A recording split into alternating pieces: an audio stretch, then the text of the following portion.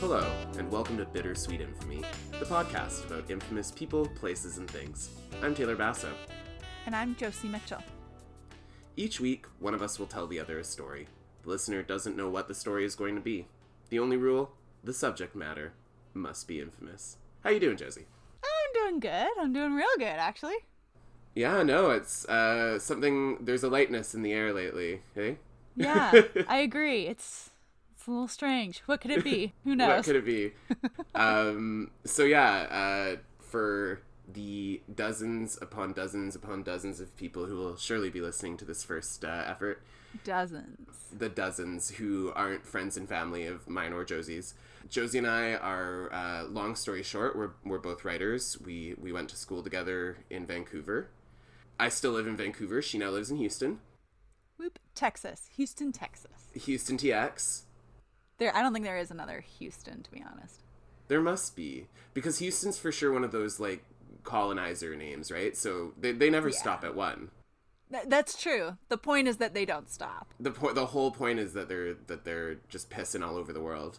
But yeah, so we, as like many people, as the pandemic has kind of taken hold, we've been eager to find ways to stay in touch and engage ourselves creatively. And we thought, we both like weird shit. Why don't we tell each other stories about weird shit? We like weird shit, and we like talking to each other about weird shit. I think that's the other thing too. Yeah. So I'm very excited. So basically how it'll go each week is one or the other of us will tell a story. If it might be me telling Josie a story, it might be Josie telling me a story. If I'm the listener, I have no idea what Josie's kind of come in and prepared, so it's like an advent calendar. Ooh. Yeah, we should have gone with bittersweet advent calendar shit. Ah, damn it. We missed the boat. Well, marketing. We can, that's a good merch idea coming up. This is just the first step in our podcast empire. We really should pace ourselves. And then, before we start, we've decided that, I shouldn't say we, I personally, I hate podcasts where they talk all the time.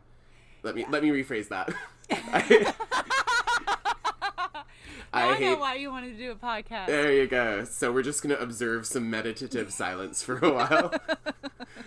No, I hate podcasts where they do too much nitter natter off the top. You know what I mean? So each week we got 2 minutes to get our shit in. So we got 2 minutes of just regimented, brisk small talk.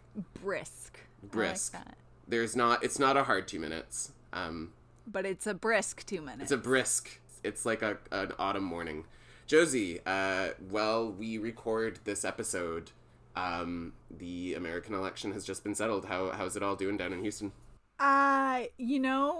Houston, despite Texas being red, Houston is blue. A blue. It's a little blueberry. Like Austin, like Dallas. Like the major, like the Rio Grande Valley. So there was talk of Texas flipping this election. That was really exciting, but that didn't really happen. No. The flip was a flop. The flip was a flop, and that's okay, because at least Trump got voted out so far. I mean, he did. He doesn't say he did, but he did. So, so that stuff in Houston is feeling pretty good. There's a certain lightness to the air, which is always very, very nice, considering that there's a lot to be tense about. Yeah. So this was one thing to like have off the tense plate, and so that was good.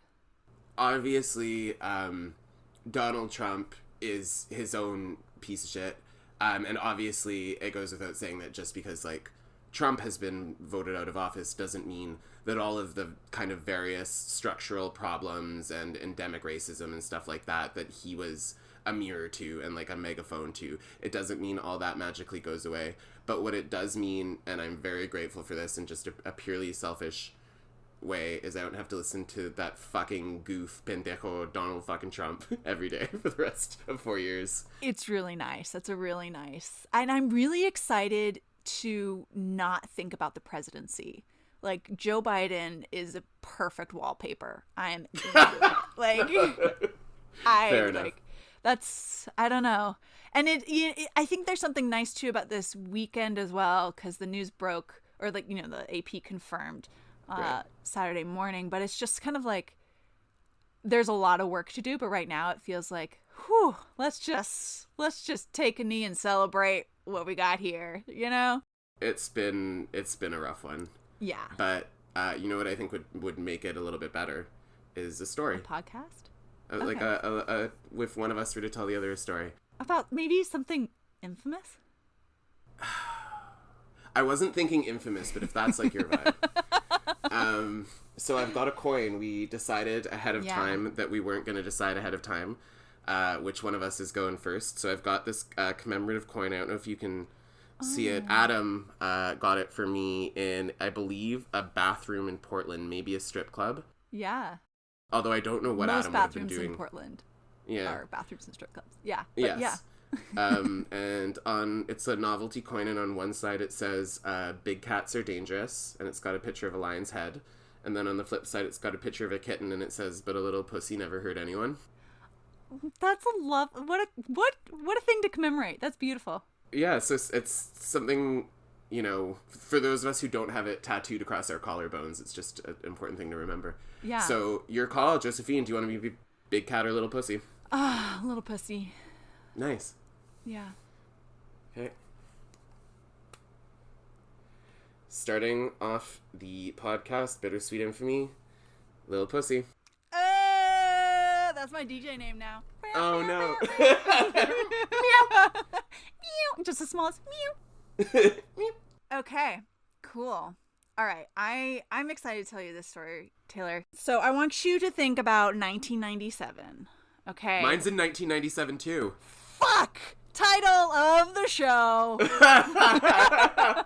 Okay, that's fine. Okay. We both did 1997. Okay, go ahead. Okay, so your mind is there. What if we picked the same one? Of all of the infamous things in the entire world, what if we picked the same thing? Okay, go. Oh God. Well, no, okay. 1997. Your puka shells are grimy because you shower in them. You have those weird like hair tendrils that look like hair fangs or whatever. I never had the Leonardo DiCaprio cut, sadly. No, I did for a bit. I had the George Clooney Caesar for a little bit too. Anyway, go ahead. The fan? Yeah. Yeah, that's a nice one. So, you're fanning out in 1997 and you hear, probably in a science class, that they have cloned a sheep in Scotland named Dolly. Okay, yes. Oh, I'm so excited. I don't know anything about this. Okay, Great. okay. Well, I mean, we're this is the beginning step. We're moving. Oh my God! through. So this is, you've got an arc. Okay, I will stop interrupting you. Tell your story. I don't know if I have an arc. We'll find one. All right. So Okay. They cloned Dolly in Scotland, the first successful clone of a relatively large mammal. And through the years, they do more and more. They do a lot of livestock. They do like mice, sheep, other smaller, I don't know, pigs. Okay. Stuff like that. So agricultural stuff that this is my assumption, but we as humans are more comfortable like harvesting livestock, Sure. We eat pigs, we Yes. eat, Yeah. So the idea of cloning isn't quite the same, I guess, ethical or moral question, because it's like, well, if you can slaughter a pig, why can't you just clone it, So Sure. I mean, I what you just said doesn't necessarily reflect my personal ethics, but I can see how someone would get there. Yes. Humanity at large, we'll say that, which we know has never been always right. So now, fast forward, it's 2017. Okay, my hair has grown out. Yeah. Yeah, exactly. You got rid of the fan. Yeah. And Barbra Streisand. Oh, yes. Sorry. I'm so excited. Her Yes. 14-year-old dog, Samantha, lovingly called Sammy, has passed away. And Sammy is, and I won't say her breed right, it's a Coton de Tuileries dog. That is for sure something that was specialty bred in a lab to Barbra Streisand's specifications. Most likely. That dog doesn't exist. Yeah. No. I mean, no. Now it does, right? But... Yeah. So, and Sammy's a special one, because usually this breed has straight hair.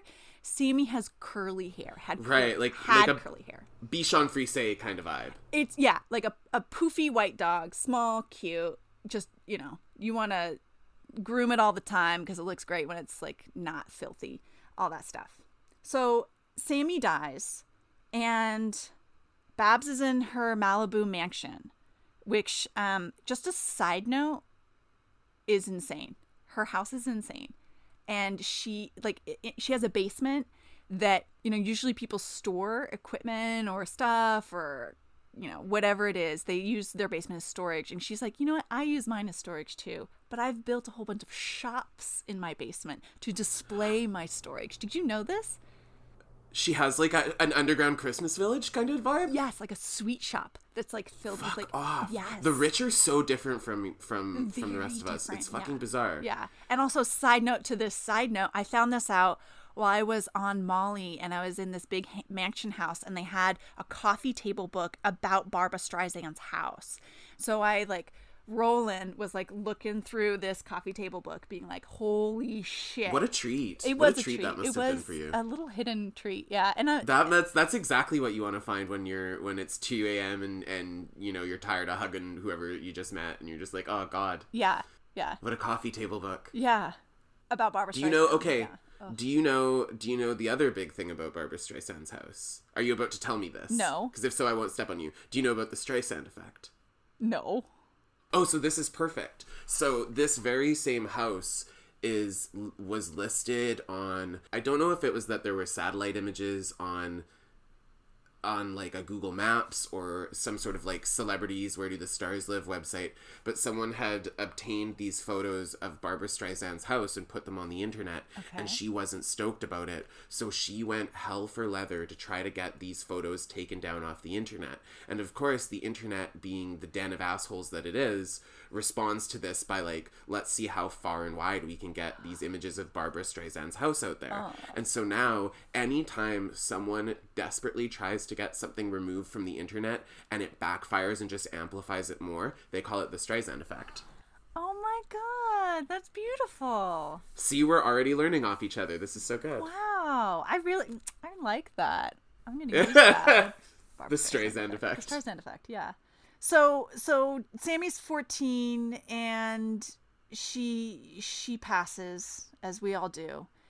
And Barbara's upset. She's very close to this dog. She loves this dog so much. If only there was some way to bring the dog back. If only. Now, my original thinking is like, they're minions and she like sends them out to like find how to do this, But in my research, I found that she actually was just talking to a neighbor, another like mansion Malibu neighbor, right, who had cloned their dog. And she was like, oh, well, I'll do that. Which makes it feel very like more benign in a weird way, or like also in this very weird way too. It's like this higher weird echelon of the rich where it's like, oh, yeah, clone your dog, that's so cute, get it done. No, it's definitely got that energy, yeah, of just like people with more money than they know what to do with, and it's very do you remember when they did the Richie Rich movie with Macaulay Culkin? And the big thing, they showed us all this shit that Richie Rich could do. He could drive around on ATVs. Yeah. He had this big slingshot. Yeah. But the big thing was that he had a fucking McDonald's 24/7 in his lobby. Yeah. And yeah, that was like prime kid, like luxury porn or whatever. Just the idea of McD's on tap. Yeah. And I feel like this dog cloning and this I've set up this fucking Lars von Trier fake store in my basement. Like, that's all. This is all very part of the same milieu. Yeah. It does. It kind of the Scrooge McDuck diving into like the vault of coins. Yeah, where it's just like a whole next level stuff. Yeah, and so in order to get the cloning done, she sends off cell samples from the mouth and stomach of her 14-year-old Sammy, and she sends it to, and in my research I found that she sent it to 2 different companies, but it seems from her own writing and Barbra Streisand's own point of view, she sent it to one company called Viagen, which is in Texas. It's here in Texas. Oh, local. It's a local company. Local boy makes big. Shop Love that local. For them. And in the meantime, so she sent off these samples, these tissue samples, to Texas, and she has the breeder, Sammy's breeder. Of course, Sammy's bred, full bred. I somehow didn't assume pure. What was that French ass name that you said? I somehow assumed she didn't find one of those in the fucking SPCA's backyard. Right, exactly. And the breeder gets in touch with her and says, I know how much you love Sammy. I know you're devastated. We have a close cousin who is a close cousin of Sammy's who I would love to give to you. And so Barbara says, of course. So she takes her and names her Miss Fanny from Funny Girl. I haven't seen Funny Girl, so I don't know. I've never seen Funny. I'm very... You know that you're gonna shit when I tell you the one Barbara thing I've seen, but I'll tell you at the end. Okay. I'll tell you at the end. Okay. So a short time after she takes Miss Fanny, which is the same breed of dog, the clones arrive. Now I say clones because the company tried multiple times because it doesn't always take. And what they ended up having, because dogs have litters, right? Yeah. Is four Sammy clones were born. 4 clones? 4. Send in the clones. Send in the fucking 4 Sammy Send clones. in the clones. Jesus. Now, take away 1 because one of the puppies died shortly after birth. R.I.P. Exactly. But, so that means she had 3. And so there... A lot of dogs in her house. She lives in a mansion, but it's still a little too many dogs because she's a dog. So it's 3 clones and then Miss Fanny. And Miss Fanny, yeah. Yes. Who are all technically related, I guess, genetically speaking. Miss Fanny, genetically Miss Fanny, if the clones are, and I don't understand the science of cloning exactly, but my interpretation of it is that a clone is an exact genetic match to whatever it was cloned of. Yes? Exactly. Is that so? Yeah. Yeah. So she's cousin to the 3 Sammys who are not, I guess you would call them, the closest thing is triplets, but effectively they're all the same dog. Right. Yeah. So Yes. Yeah. So this is too many dogs for Barbra Streisand. She lives in a mansion, but it's just, she's a dog owner who likes to bring her dogs with her everywhere. So she couldn't bring 5. Conceivably, I don't know. If you're Barbra Streisand, I don't know why you couldn't bring 5 dogs with you. You're Barbra Streisand. Of course you could. Or rotate the dogs. Or get, like, a full-time dog nanny. I don't know. Yeah. She can live in one of your fucking stores, you psycho. Sorry. No, I shouldn't be so judgmental. Totally fair. So, okay, so she has one of the clones, and she gives it away to somebody that he worked for her, like a... I don't know, like a lawyer who worked for her, something like that. His daughter really connected with the dog. So she gave one of the dogs away and she kept 2. So she's got 2 identical dogs and another dog that's very same breed and everything like that. Yes. Now with the identical dogs, she dresses one in purple and the other in red. So one is called Miss Scarlet and one is called Miss Lavender. I would have gone Professor Plum, but fair. I agree, but do what you got to do. And... Yeah. And so that's how she tells them apart. I don't know how she tells the 3rd one apart because it most likely looks exactly the same, but not exactly, right? So, okay, so she has these 3 dogs, 2 of whom are clones. And this all was revealed in a Variety interview with Barbra Streisand that was like this very in-depth interview where it was like, your past, your present, your future, Barbs. What are you doing? And then, like, offhand, very casually, she was just like, oh, yeah, those are my clone dogs over there. And, of course, like, it's mentioned in the interview, but it explodes from the interview. And it explodes Of course. Of course. And explodes big enough that Barbra Streisand herself then writes a short article for the New York Times. Oh, my God. Yeah, describing the process and the whole, you know... For the rest of us who want to get our dead dogs cloned and have the means to do so, which I assume is most of us. Right, exactly. And so, of course, there's a bit of a Barbra Streisand effect there, right? Because there's like this more moral, ethical thing. And there's this really famous photo of Miss Scarlet and Miss Violet, and they're like posing at Sammy's gravestone. 1, oh my God. Sammy has a gravestone. 2, the dogs are like posing. That's the least crazy thing you've told me, but yes. I know, right?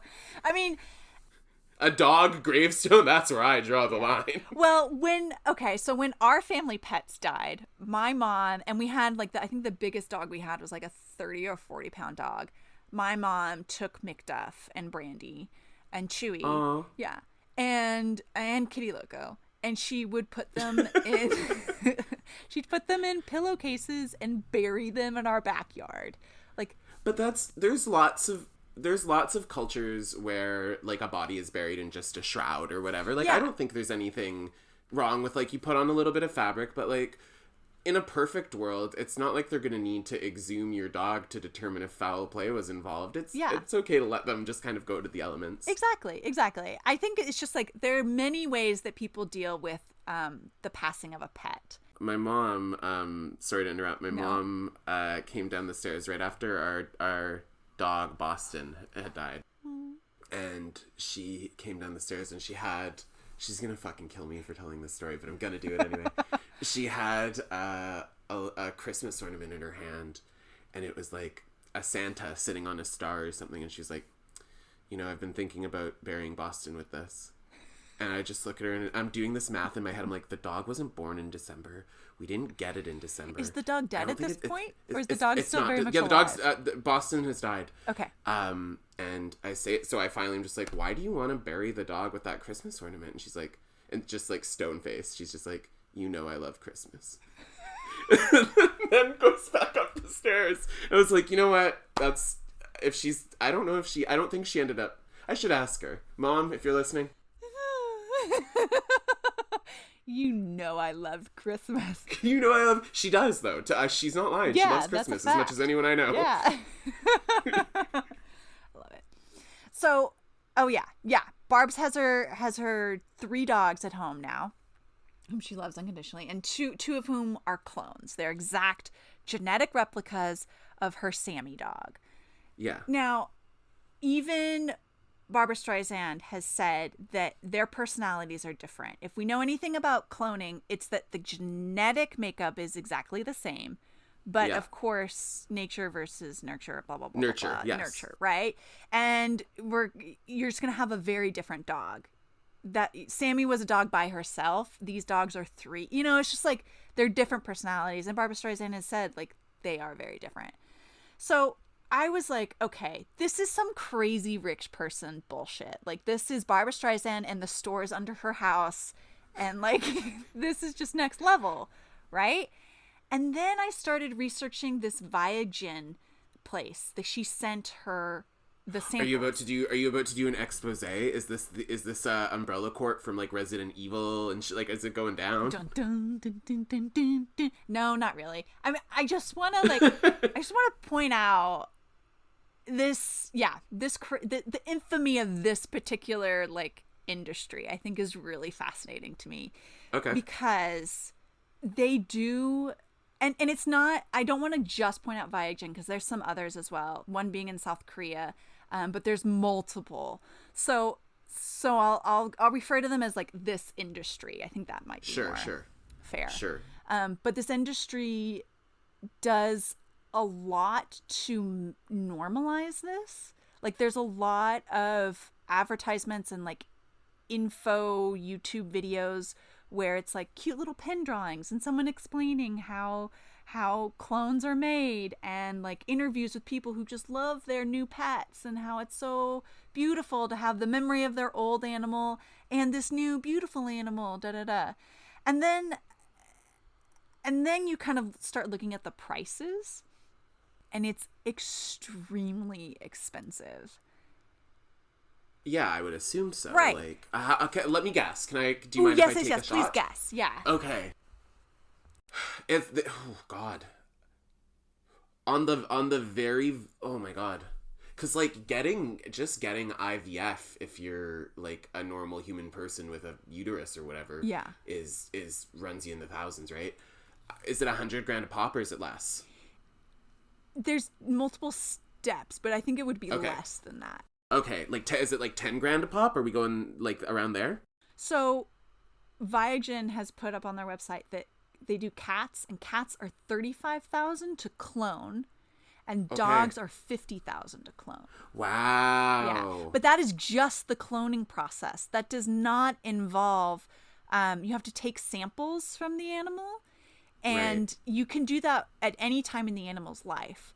So if you do it quite early on, or if, if you do it well before you clone the animal, then you have to also cryogenically freeze that biological material. So, so they're charging for storage and stuff, presumably, too, then. Exactly. So that's where the price varies, because you can save a biological sample and then wait 30 years to clone the animal. That's totally fine, but the price tag would be much higher, right? And it's, I don't know, it's really crazy, because it also feels, and this, like, looking at more people who have done this too, I'm finding a lot more people who, like, exhaust their savings funds. Wow, as opposed to just rich people who have it to burn, it's people who don't necessarily have it to burn, but are so grief-stricken by the loss of an animal or whatever that this is their way of attempting to, that's quite sad. And it is really sad. And there's, because there's a lot of people who I've read about who, like, they're still just freezing, they're cryogenically freezing their animals' biological matter and waiting because they can't afford it yet.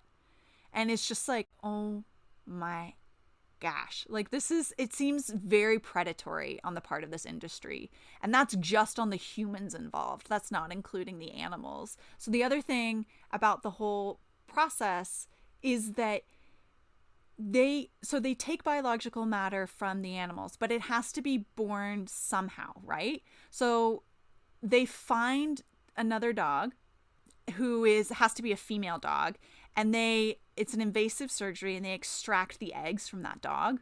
Get out of town. Okay. Yeah, and they usually have to extract quite a few eggs from multiple dogs, because it takes a few rounds to get the exact, like, fertilization correct. And okay, so they have to get the eggs from somewhere, but then they also have to put it in a surrogate dog. So this is a whole nother animal that has to be involved in this, or multiple animals that has to be involved in this.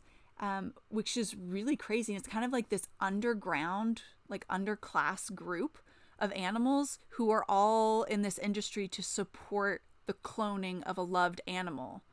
It's like a loved animal puppy mill clone thing. Yeah. So it has, like, all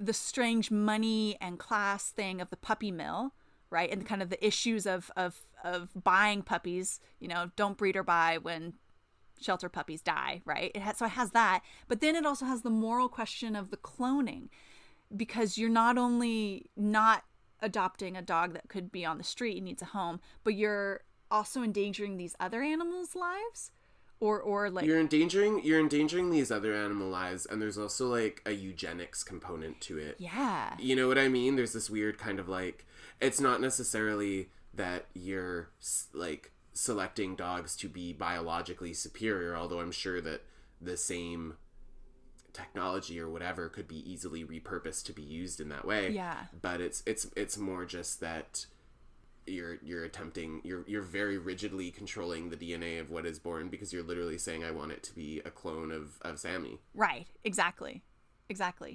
And then it's just like, I don't know. You're not getting the same dog, because you're getting the same genetic It's not the same dog. It's not the same. Yeah. It's twins are genetically identical, and they're not the same person. Yeah, talk to any twin. Identical twins. They're not the same as the other twin. Yeah, exactly.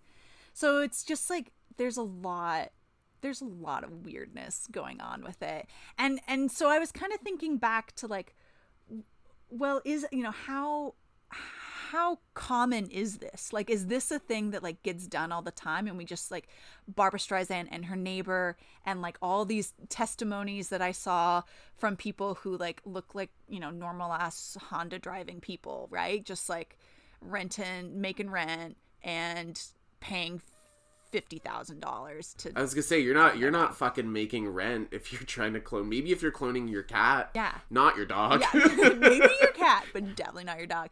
And the dog thing too is kind of interesting, because we're also taught that dog breed has a lot to do with personality. So there's already this kind of undercurrent of, like, well, yeah, their genetic makeup addresses their personality in a direct way, which is not really true at all. Like dog breed, yeah, pugs have issues breathing because genetically they have issues breathing. You know what I mean? Like golden retrievers are really nice or whatever, but that's all in the way that we treat them and then the way that we raise them. Yeah. No, for sure. And for a lot of the things that you're saying, like, pugs have trouble breathing, or there's like, if you get an all white bull terrier kind of thing, bad kidneys, bad eyes, you know what I mean? Yeah. But that's because of the way that, not even just the way they are genetically, but it's like specifically because of the way that people bred them, right? Yeah. Am I wrong about that? Like it's because domesticated dogs would be wolves if we hadn't stuck our dick in. You know what not literally. Hope not. That's a whole nother animal rights issue. I was gonna say, you're not gonna like my episode of the podcast. Fair enough. But okay, so then I was thinking, like, is this as common as they want, as this industry wants you to make it, which is right. Crazy, because it is intense sci-fi, and yet in the advertising of it, they don't want it to be. They don't want these to be like Frankenweenies. They want them to be like, this is your beautiful jelly bean that you. He's back, and he's back and better than ever. You know, and it's like, no. And so I talked to my friend Chelsea Rose, who is the manager of a veterinary hospital in San Diego. Not In a part of San Diego. Hi, Chelsea. Yeah. Hey, Chelsea. In a part of San Diego that is extremely wealthy, Rancho Santa Fe is I know Rancho Santa Fe. Yeah. Pretty up there in terms of the money. And so she works in this area of San Diego, and I'm like, okay, if any place is doing this, is taking these samples and sending them off to these companies, it's got to be in Rancho Santa Fe. But she said they've never been asked to do it, and they've never, she doesn't know if they would have to like figure that out. But that's a conversation with the board kind of thing, I'm sure. Exactly. Yeah, because they're also an adoption service, so they might be like, that is kind of antithetical to what we wouldn't help breed either. So nobody has asked to do it there, which makes me think that it's really not as common as they want you to believe it is. Because they also, her place has done some experimental stuff with like stem cells, which is kind of there, there's a similar kind of vibe there, but it is very different still. So yeah, this cloning stuff is really, really fucking wild. And that it's just like happening. Like there is no real regulation. That to me strikes me as, because I feel like I don't want to sound like a fence sitter here, but I do try to be somebody who, when I don't have all of the information about an issue, I'll admit that instead of trying to sound like a know-it-all, like taking up a position that I can't really back up. So I will say that like my instinctive response there was I had that eugenics thought. I had that who does this serve and why kind of thought. But I will say that like I don't know all of the ethics around something like cloning, and I don't know all of the situations where maybe something like this would be useful for whatever reason. But I will say that the fact that you just told me that there is no regulation to this industry gives me pause. Right. Yeah. And because, there's the other hand of it too. Like this Viagen company worked with the San Diego Zoo to clone an endangered horse species.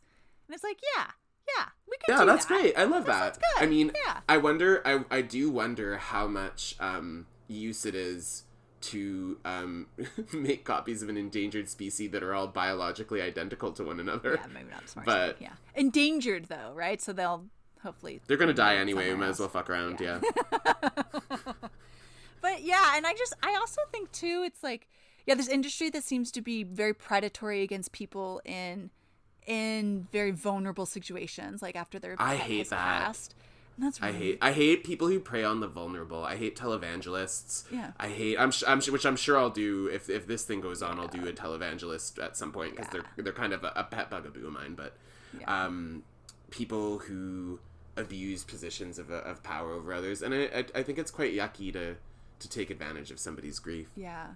And when I was talking with Chelsea too, I mean, she was also talking about the animals involved, like not just the surrogate mom's dogs and like the dogs that they take the eggs from. It's also like that clone dog, you are already assuming as the owner that it's going to be like your other dog, whether or and not it won't be. yeah, or you're just like you're constantly comparing the dogs, right? And that's not fair, one, to the memory of the dog who passed, and it's certainly not fair to the dog that's trying to live its little life. I've seen too many episodes of The Twilight Zone where some kid gets hit by a car and then they fucking bring in a robot kid and they think it's going to solve all their problems. And let me tell you something, it never does. It never does. No. And if Rod Serling knew that in fucking 1961... Yeah. Maybe Barbra Streisand. I shouldn't, but, like, at the same time, who am I to fucking, you know, like, Babs is gonna do, she's got more money than God. Yeah. What happened? Okay, so is there an end to this story with Miss Lavender and Miss Scarlet? They're going strong. They're going strong. They are healthy. They're still kicking. Viable. Kicking, barking. Viable. Yeah. I don't know if she's trying to, like, continue the cloning cycle. Why? She can't just she must have fucking noticed that the dogs are different. And she has said, she's like publicly said they have different personalities. Assumably from themselves, because they're two separate dogs, and of course from Sammy. So, of course. Yeah, it might be interesting to kind of follow her and see if she does it again. Because that would be, it's like, who does this? Who does this? And then two, who does it twice, you know? Do you know that British documentary 7 Up, where they every 7 years, we should do that with Barbra Streisand's cloned dogs. Yes. Yeah. Perfect. It could be called like 7 Pup. That's way better than what I was going to say. What were you going to say? Rev it up. I don't know, dude. That's pretty good. That's a tough. We might need to flip the pussy coin again. Yeah, but that's my little dive into pet cloning. That's so good. That was so okay, so let me tell you what my one thing that I watched Barbra Streisand on is. Oh yeah. And if it seemed like I was familiar with what you were going to tell me, which I was familiar with, 1997. I'll just tell you. You were familiar with 1997. I'll just tell you. I was familiar with 1997. I'm still pissed that you didn't give me the story of Dolly, but the story of Barbra Streisand's dogs is much better. Cool. So me and Adam were my ex-boyfriend were watching. Barbra Streisand had just done a new Netflix special, and I'm not particularly a Barbra person, and I don't suspect he is either, except for the fact that we're kind of both gay. And just obviously, kind of. and Yeah. a little, no homo, but no homo, my boyfriend, whatever. Yeah, whatever. We both kind of know of Barbra and the legend that is Barbra, and she's like a camp icon and whatever, and has a beautiful singing voice. Yeah. But so we've decided to put it on just to see what crazy old Babs was up to. And we kind of skip through. And the very end is, I don't know if Barbra was literally singing Memories, but memory. Yeah, we're going to have to pay for that now. Nice.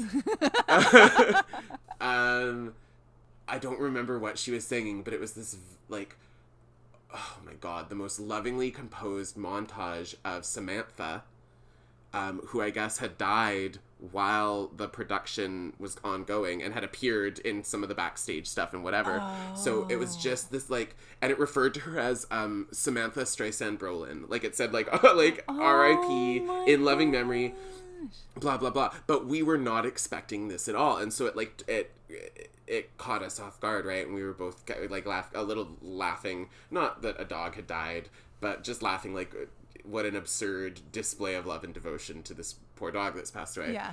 And then sometime afterwards, it came across my desk that I don't know if Barbra had the dog cloned or was looking into getting it cloned. I suspect that it's probably whenever she did that interview or whatever. But all I knew, and so I was just expecting that you were going to tell me Barbra Streisand had her dog cloned, and I was going to feign surprise, and it would be a great first episode. But what I didn't know was I didn't realize that she'd gotten, like, the cousin or the 3 extra dogs one of which she gave away, which feels like a ludicrous thing to do with a dog that you paid fucking $50,000 for, but that's just me. I mean, it was maybe she had a little pet store in the basement. Maybe she had a little pet store in the basement. Over. It was like, no, and in my head it's a woman in a fur coat made of Dalmatians, but well, yeah, there's that too. Yeah. So yeah, that was my Barbra Streisand knowledge, and I feel much more informed. So thank you. Good. And also, I didn't know dick about that this was an industry, but of course it is. Yeah, of course. Yeah, pretty wild industry. Would you clone Batman if it were free?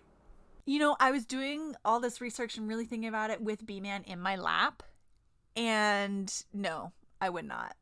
I would not clone. I love that little fucker, but I love that fucker. But I don't love another fucker. You know? Yeah. Fair. I agree. And then there's that weird, like, discordant, like, uncanny valley thing where it would look like Batman, but it would not be Batman, and so you'd have, like, a little imposter in your home, you know? Yeah. He'd be evil. He'd be evil Batman. Oh, evil Batman. He'd have a little white goatee. Yeah, ooh. Yeah. Yeah. And also I'd be that lady in the neighborhood with, like, a 60, 75 grand, 7,500 grand, whatever, you know, way too much.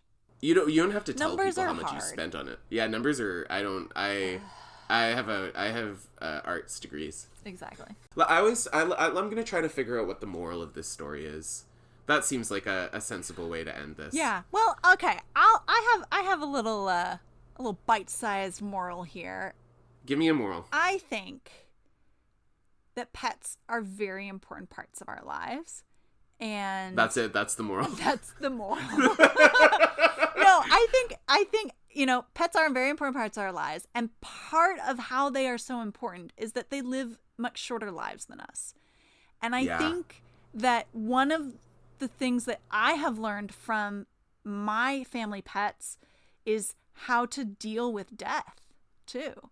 I think like when your favorite dog passes away, like, that's intense. That's really vulnerable and really emotional, but you're also dealing with death, and you're dealing with it. You know what I mean? In a way that it's sometimes it might be like the little league for when, you know, people die. For when grandma kicks it. Yeah.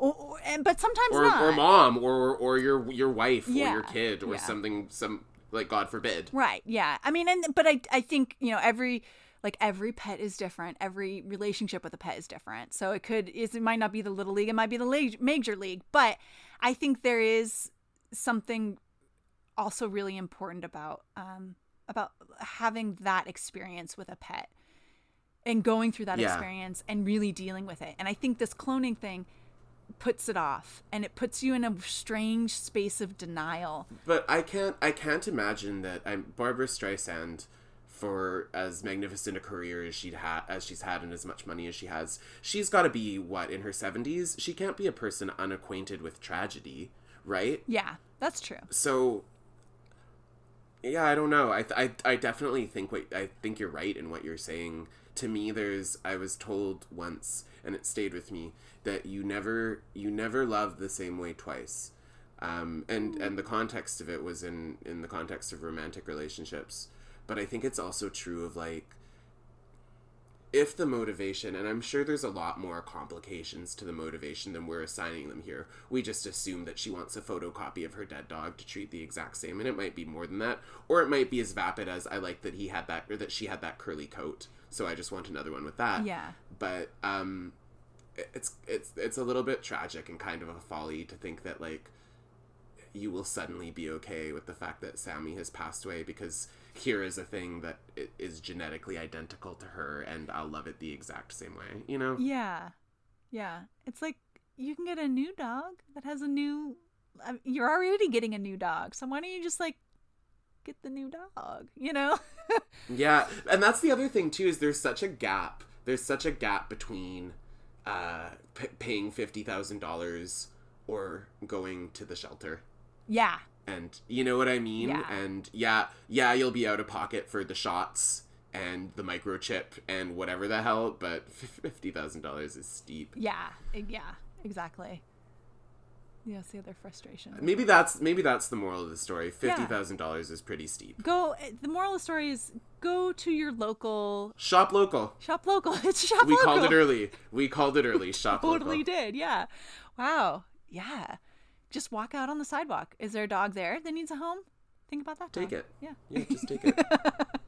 All right, I think I'm about ready to call a wrap on episode part one of our 2-part pilot, but history will remember this as episode 1, I'm sure. Yeah.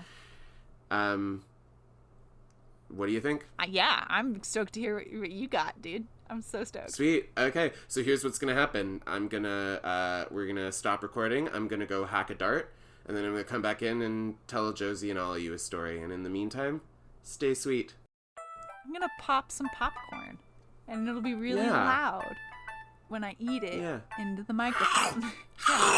Yeah. Eat a candy apple.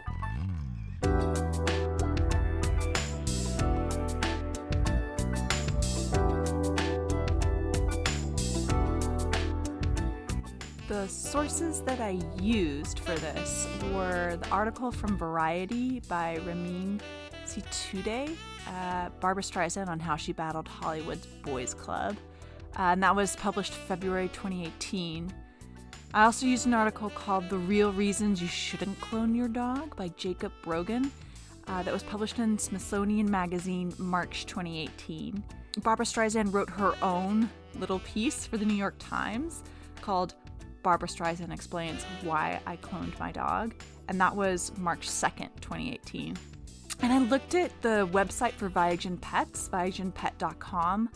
The South Korean company, I also looked at their website. It's called suanbiotech.com, and I looked at their English site. And then I also spoke to my friend Chelsea Rose, who is a veterinary hospital manager at Helen Woodworth in San Diego, California. The song you're listening to is called T Street by Brian Steele. Thanks for listening.